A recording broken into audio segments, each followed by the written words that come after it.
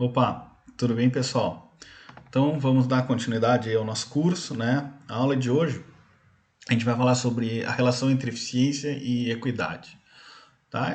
Essa aula, na verdade, eu até fiquei um pouco na dúvida se eu ia passar ela para vocês ou não, mas ela é, na verdade, um fechamento do que a gente viu até agora, né? Por que eu fiquei na dúvida?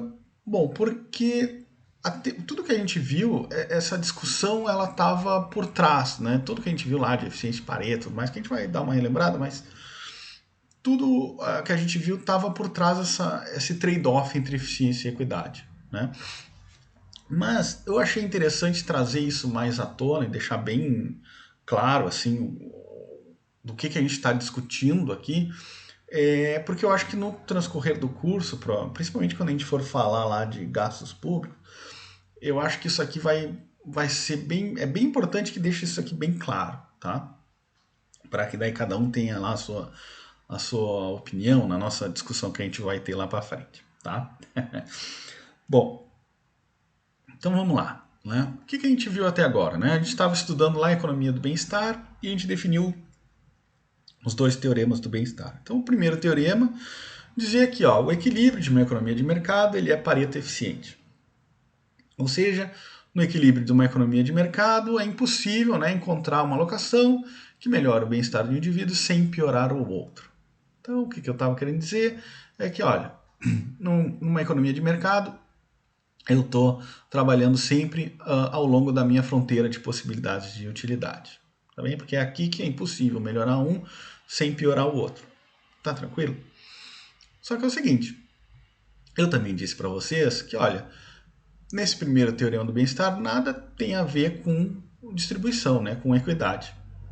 Aqui eu posso ter um equilíbrio que o indivíduo tenha tudo, de todos os bens, e os outros não tenham nada.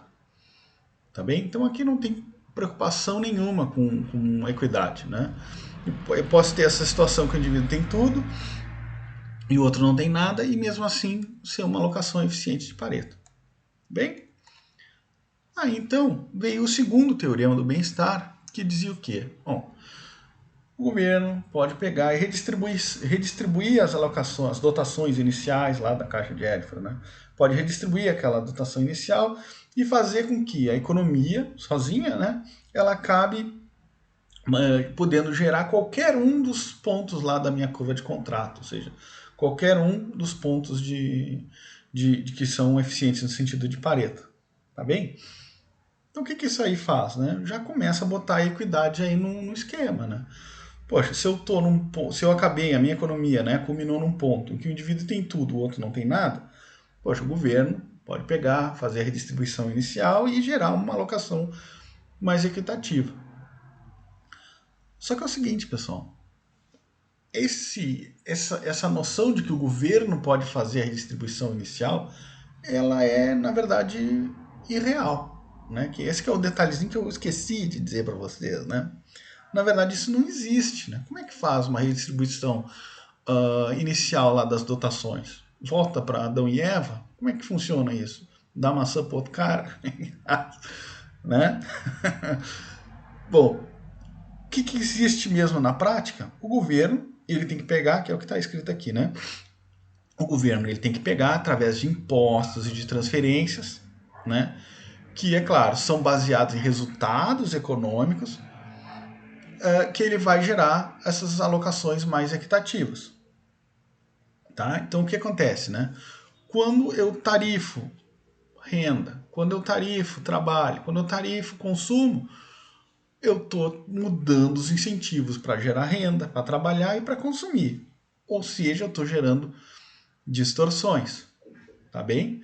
Então, o que acontece? Na realidade, existe conflito entre eficiência e equidade. Né? Então, se eu faço a realocação lá das riquezas iniciais, realmente, aí a economia pode chegar a qualquer ponto de equilíbrio eficiente de Pareto. Então, parece que não existe esse trade-off. Mas como eu estou, na verdade, o governo, né, tarifando resultados econômicos, renda, trabalho, consumo, eu estou gerando distorções. Tá bem? Ou seja, aqui, no mundo real, existe trade-off entre eficiência e equidade. Tá tranquilo? Então, Para a gente ver melhor o que isso significa, vamos pegar um exemplo aqui, né? Uma economia possui 50% da população incapaz de trabalhar, né? E aí vamos pôr lá coronavírus, né? Então 50% da população é de risco, então eles não podem trabalhar, ganham zero, tá? E os outros 50%, esses são capazes, são imunes ao coronavírus, então eles vão para o mercado de trabalho e eles ganham 100, tá? Então numa economia de mercado, o que vai acontecer? Eu vou ter os indivíduos incapazes de trabalhar ganhando nada e os capazes ganhando 100. Tá? Simples assim. Só claro que eu estou gerando uma desigualdade máxima também, né?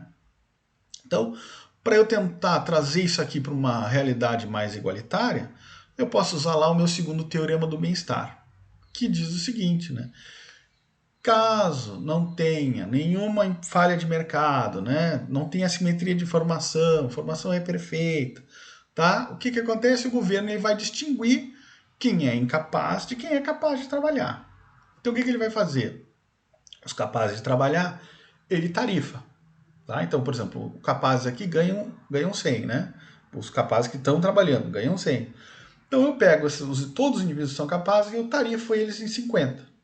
Quando eu tarifo eles em 50, eu pego esses 50 e transfiro para os incapazes de trabalhar.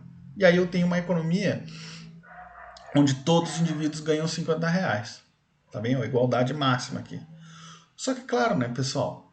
Vai ter gente que é capaz de trabalhar que não vai estar trabalhando.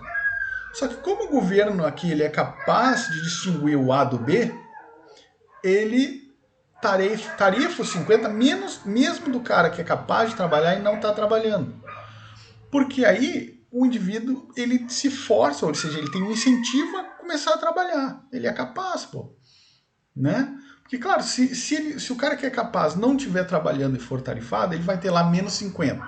Ele não pode ficar devendo, ele não quer ficar devendo. Então ele vai trabalhar para justamente ter pelo menos os 50 lá. Tá bem? Então eu teria todos os indivíduos aqui ganhando 50 e os capazes que não estão trabalhando, pelo menos eu dei um incentivo para eles a trabalhar. Tá? Só que acontece no mundo real? No mundo real, o governo ele não distingue quem é capaz e não está trabalhando do cara que é incapaz de trabalhar. Então o que o governo faz? Ele tarifa quem está trabalhando.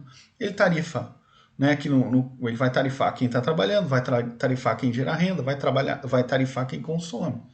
Tá? Então aqui para o nosso exemplo, o que o governo faz? Ele tarifa 50 reais de quem está trabalhando e transfere para quem não está trabalhando. Porque ele não consegue distinguir quem é incapaz de quem é capaz, só que não está trabalhando.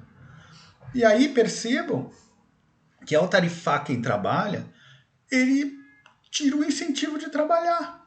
Não é verdade? Poxa, o cara que não está trabalhando, o cara que está trabalhando vai te perguntar, pô, por que eu estou trabalhando se eu podia não trabalhar e estar ganhando a mesma coisa? Não é verdade? Então o que acontece? Ele tirou o incentivo ao trabalho. Tá? Então, o que isso significa, né? Bom, significa que a eficiência com a qual transferimos recursos de um grupo para o outro interfere na eficiência econômica. Então, olha só, na minha situação de formação perfeita, né, ou seja, eu distinguindo quem é capaz de quem não é capaz, eu tenho essa curva em roxo aqui, né? Então eu teria a situação máxima de bem-estar, tá? Só que como eu não enxergo, como o governo acaba gerando distorções, a minha fronteira de possibilidades de utilidade, ela acaba reduzindo aqui, tá bem? Acaba achatando, né? Eu acabo distorcendo os incentivos, né? Gerando distorções na minha economia, tá? Então, por exemplo, eu posso taxar os ricos, né? Fazendo o que pode fazer com que eles trabalhem menos, né? Já que o retorno do esforço deles vai ser menor. Ao mesmo tempo, eu transferir dinheiro para os pobres pode fazer com que eles busquem trabalhar ainda menos. Afinal de contas, se eles trabalharem mais, começarem a ganhar o dinheiro que tira eles desse nível de pobreza, eles podem acabar não sendo mais elegível para ganhar essa transferência. Tá bem? Então o que acontece? O papel do governo aqui na economia, a intervenção do governo, né, ela acaba gerando distorções. Tá tranquilo? Acaba achatando aqui a minha fronteira de possibilidades de utilidade. Tá? Bom, e aí como é que a gente mensura em economia essa relação entre eficiência e equidade, né? Como é que a gente faz isso? Bom, a gente utiliza o que se chama de função de bem-estar social. O que é a função de bem-estar social? Nada mais é do que uma função que combina todas as funções de utilidade dos indivíduos, né? Então vai ser análogo aqui às funções de utilidade da teoria do consumidor. Então é a mesma coisa, só que eu estou agregando todo mundo junto, tá? Aí eu vou ter, a gente vai falar aqui de duas funções, né? A primeira é a função de bem-estar utilitarista, que o que ela fica, de que cara que ela tem, né? Ela é o somatório das utilidades de todos os indivíduos da minha economia. Percebam que aqui, como é o somatório de todo mundo, eu não estou distinguindo aqui se o cara é pobre ou se o cara é rico. Entendeu? Eu estou somando as utilidades de todo mundo. Tá? Para fazer aí um juízo de valor, se eu estou em melhor situação ou pior. Tá bem? Que é isso que eu vou estar interessado quando eu uso função de bem-estar de utilidade. Tá tranquilo? Bom, então eu não distingo quem é pobre e quem é rico. Só que, percebam o seguinte, vocês lembram do conceito de utilidade marginal decrescente, por exemplo, aqui do consumo ou da renda, como queira? O cara que consome pouco, ele vai ter uma utilidade marginal bem alta. O cara que consome muito, ele vai ter uma utilidade marginal mais baixinha, né? Lembra lá a função de utilidade, ela é crescente, mas a taxas decrescentes. O cara que tem muito, a variação é bem pequenininha aqui. E o cara que tem pouquinho, é bem grande o pulo da utilidade marginal, né? Então, olha só, se eu transferir do cara que tem muito para o cara que tem pouco, como o cara que tem pouco tem utilidade marginal bem mais alta, eu estou melhorando o bem-estar da minha sociedade como um todo.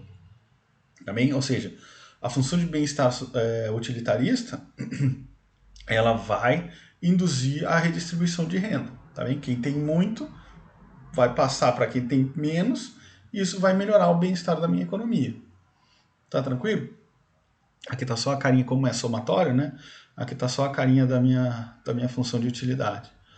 Tá? Substitutos perfeitos, para quem está estudando Prampec aí. Tá? Bom, e eu tenho também a minha função de bem-estar Rawlsiana, né? Que é a função minimax, que se chama. Né? Então, o que o Rawls aqui em 1971 disse? Né? Olha, ele diz o seguinte, uma sociedade, o bem-estar de uma sociedade tem que ser julgado por aquele que tem menos. Tá bem?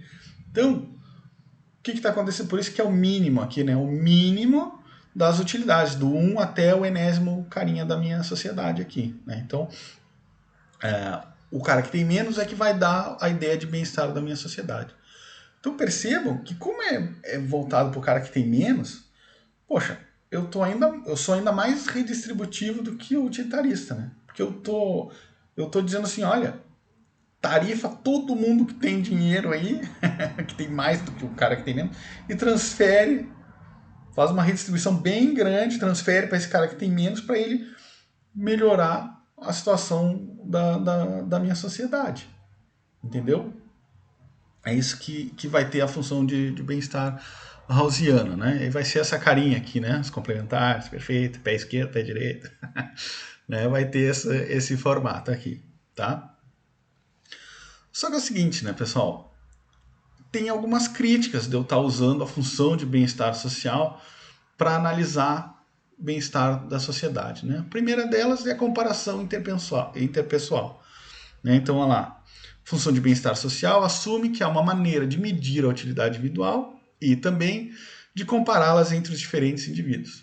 Bom, aí vocês têm que lembrar qual é o objetivo de uma função de utilidade que a gente usa em economia. Né? Lembra lá? A utilidade ela é ordinal, ela não é cardinal. Ordinal de ordenar as preferências. É para isso que serve a utilidade. O cara que tem mais, por exemplo, me gera 10 de utilidade, o outro me gera 9, então o que tem 10 é preferível. Agora, em momento algum, a função de utilidade vai diferenciar, por exemplo, assim, ó, o cara que é o 9 é melhor, o 10 é melhor que o 9. Agora, o 1000 também é melhor que o 9. Tá bem? É só uma ordenação das preferências. Ele não me diz assim, uma questão de um indivíduo diz que ganha 9, o outro diz que ganha 12, né, de utilidade. Ela não tem essa preocupação de ser cardinal, é só para ordenar. Cada indivíduo ordena suas preferências. Tá bem isso, pessoal? Então aqui, quando eu uso uma função de bem-estar social, eu estou agregando todo mundo. Então o que acontece? Eu estou, de certa forma, fazendo essa comparação que não é para isso que a função de utilidade serve.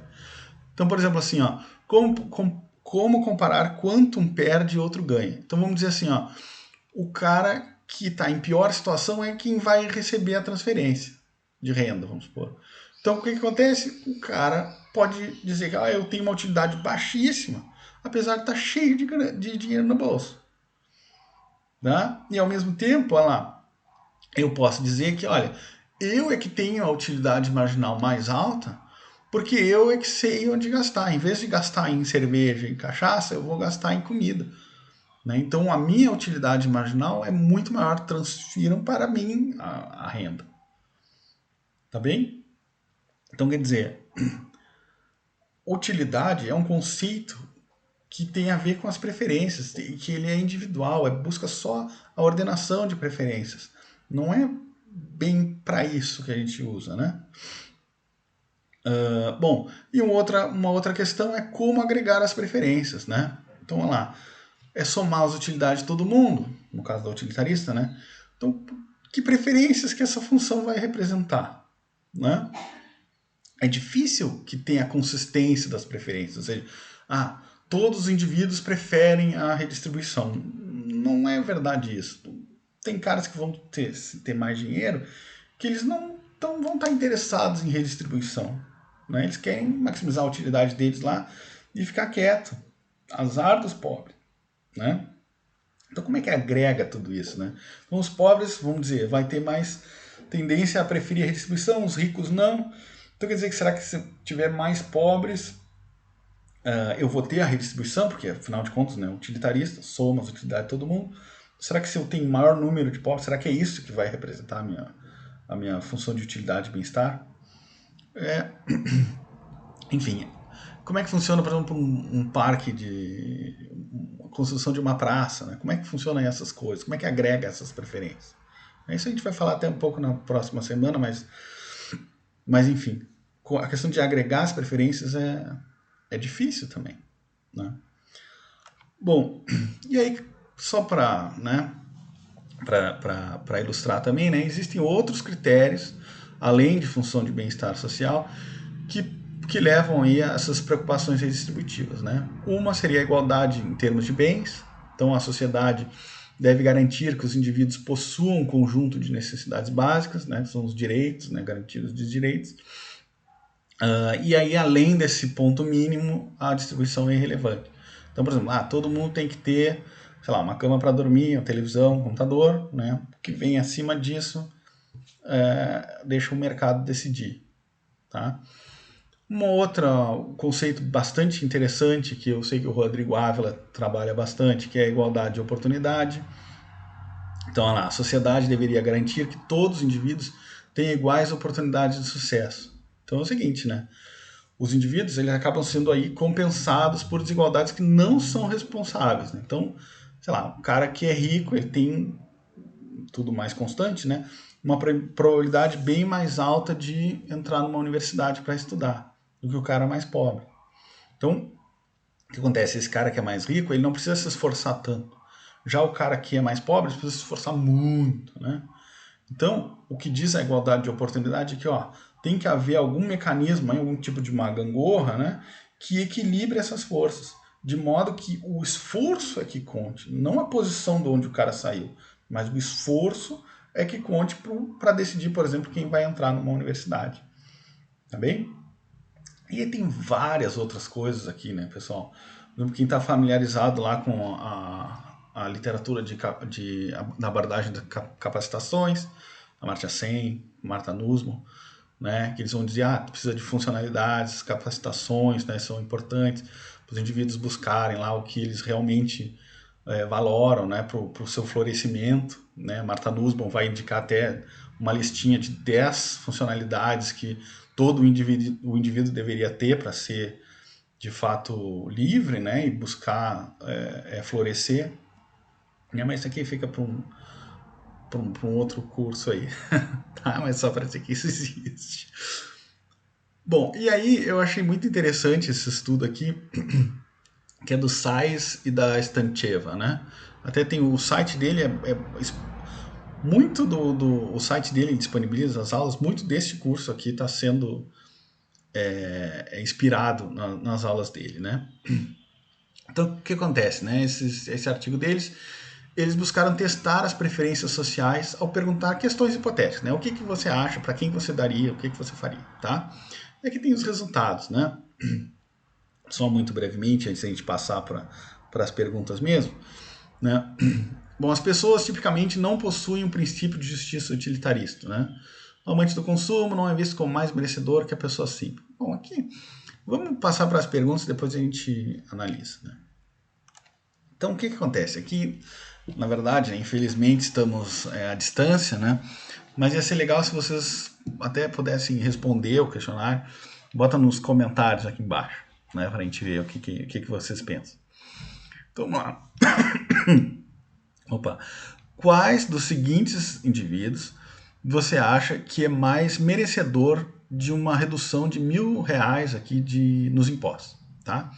Então, o indivíduo A, ele ganha 50 mil por ano, tá? Paga 10 mil em impostos, então recebe líquido 40 mil, tá?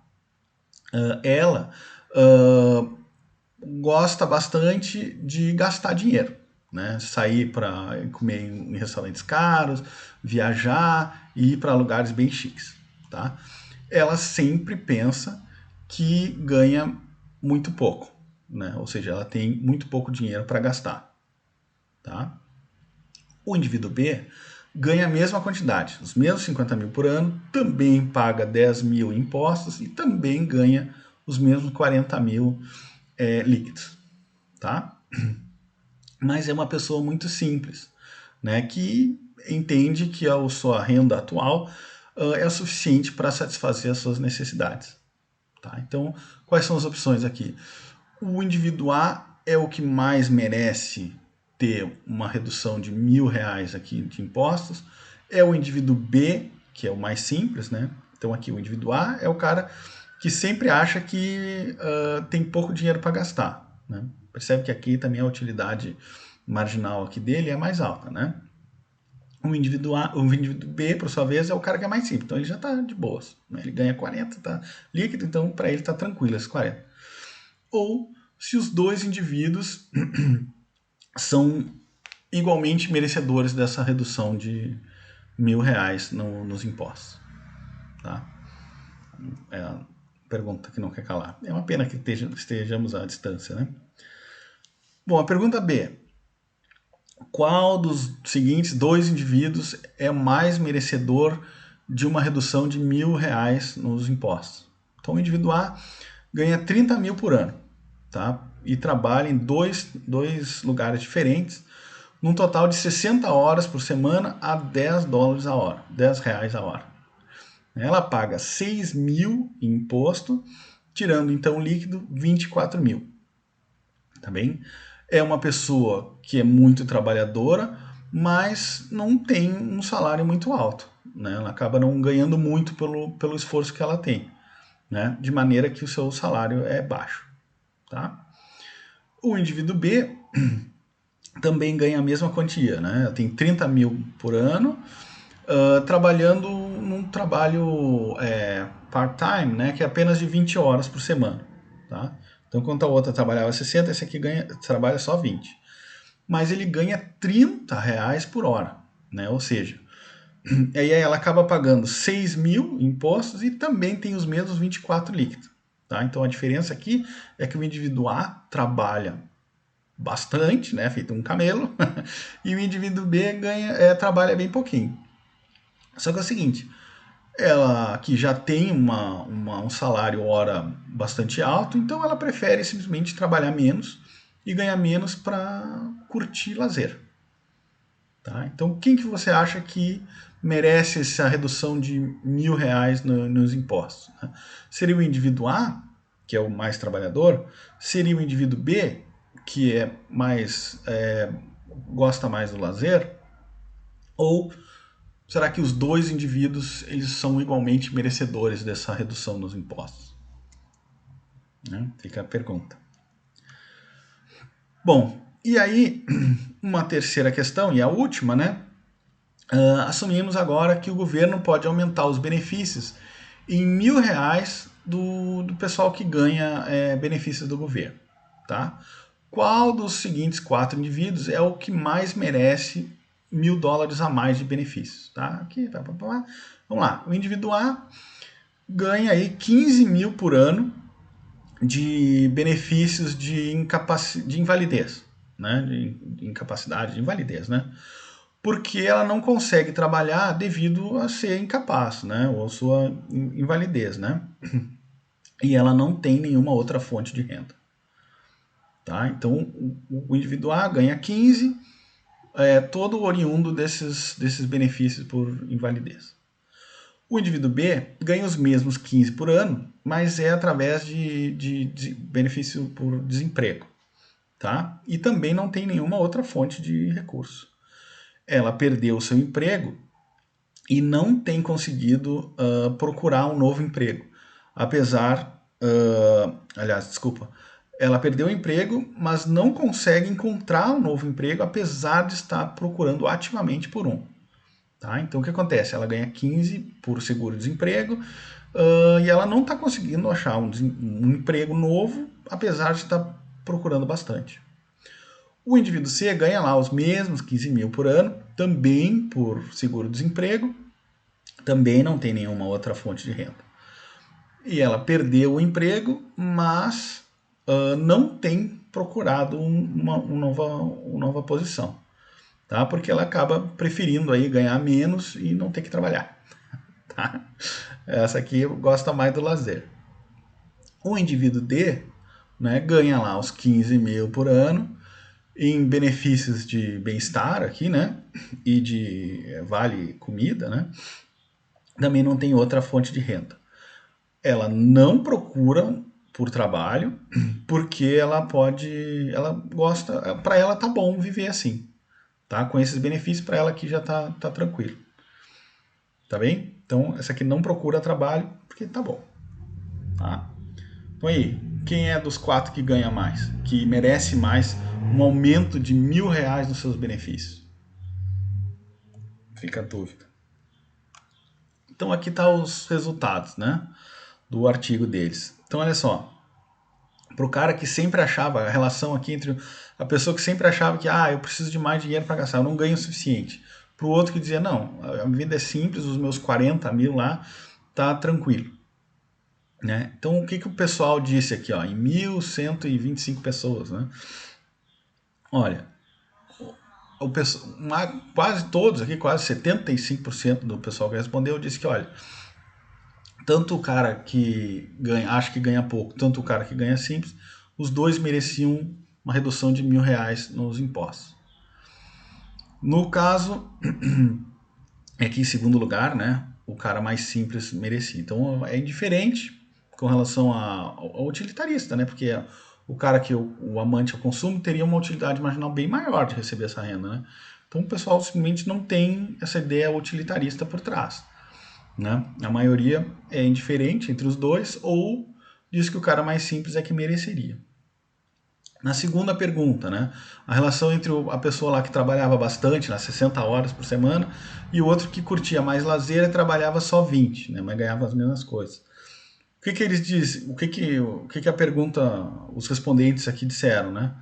Olha, é independente do cara que trabalha bastante ou do cara que gosta do lazer em receber essa redução nos impostos. Né? Ou o cara que trabalha mais, ele acaba sendo mais... eu acho que é mais justo que ele que receba. Né? Então as duas posições aqui. Até achei curioso esse resultado. E, por último, né, a relação entre recebedores dessa transferência, e os aqui freeloaders é os sanguessugas, né? Então o que o pessoal disse, né? A pessoa aqui, ó, que é incapaz de trabalhar, né? Que tem ali, que é incapaz de trabalhar em função de uma deficiência, né? Ela foi designada como a mais merecedora por quase 60% do pessoal que respondeu. Seguido pela pessoa que está desempregada, mas que está procurando emprego. E aí, por último, aqui é o cara que recebe lá as transferências e tá de boas para ele, assim. Ele não precisa, nem procura mais trabalho. Tá? Bom, aí conclusões gerais, né? Aqui para fechar, né? As pessoas aprovam a redistribuição se sentem que as desigualdades são injustas, né? Mas suas visões sobre o que é justo são distintas. Então, olha lá. A redistribuição ela é apoiada quando as pessoas não possuem controle. Então, no caso, ter educação para crianças, seguro-saúde para os doentes, benefício de aposentadoria e invalidez, né? Para quem é incapacitado ou idoso para trabalhar. Ou seja, as pessoas tendem a apoiar a redistribuição quando é uma situação que lá elas são incapazes de trabalhar por uma situação que está fora do alcance delas, né? Então, no meu caso aqui, né, seguro de saúde para doença, educação para criança, né? A criança não tem dinheiro, né? Não trabalha, como é que faz, né? E no caso da aposentadoria. A redistribuição também tem menor apoio quando as pessoas possuem algum ou controle total da situação. Então é no caso, por exemplo, do desemprego ou ser de baixa renda. Aqui a redistribuição já tem um apoio menor. Porque desemprego a pessoa, poderia estar procurando emprego. Né? Claro que a gente vive numa realidade aqui diferente dos Estados Unidos, mas né, a redistribuição aqui tem um apoio não tão alto. Ou ser de baixa renda. A pessoa poderia estar buscando aí emprego também, buscando alguma maneira de sobreviver, tá? E também a redistribuição tem menor apoio quando as pessoas não pertencem, né? É o caso lá dos sanguessugas aqui, né? Quando as pessoas não têm esse conceito social, né? Não percebem que eu estou recebendo o benefício, então para mim tá bom, eu não preciso buscar trabalho, tá? Isso aí reduz também o apoio à redistribuição. E aqui, pessoal, é a grande discussão que existe em termos de política, né? Claro que aqui o termo liberal e conservador é mais viesado para o significado americano, mas o que os conservadores dizem, né? Dizem o seguinte, olha, os indivíduos eles têm controle. Os conservadores dizem o seguinte, as pessoas são responsáveis por si mesmas, né? Então o que o governo deve fazer é aplicar e fazer cumprir as regras. Né? Aqui, ou seja, não tem um viés de redistribuição de renda nenhum, né? Ou pelo menos muito baixo. O importante é que o governo reforce as regras das coisas. Já os liberais, de novo, né? Liberal na interpretação americana aqui, né? Muitas forças na sociedade além do controle individual. Né? Estamos nessa junta. A sociedade deve prover ajuda. Ou seja, já para os liberais, tem que existir uma rede de apoio para as pessoas, né? Como as pessoas não sabem quando vão ficar doentes, quando vão ficar desempregadas, né? Os liberais eles vão ter essa tendência a ter essa participação maior do governo no sentido de ajudar as pessoas que estão em mais dificuldade, tá bem? Ou seja, aqui os conservadores então eles vão estar mirando muito mais para a eficiência, preocupação muito mais de eficiência, enquanto que os liberais vão ter uma preocupação mais para o lado da equidade. Tá tranquilo, pessoal? Acho que por hoje era só, né? Da última aula peguei pesado aqui, hoje foi um pouquinho mais tranquilo, 34 minutos. Tá bem? Um abraço e até semana que vem. Pá.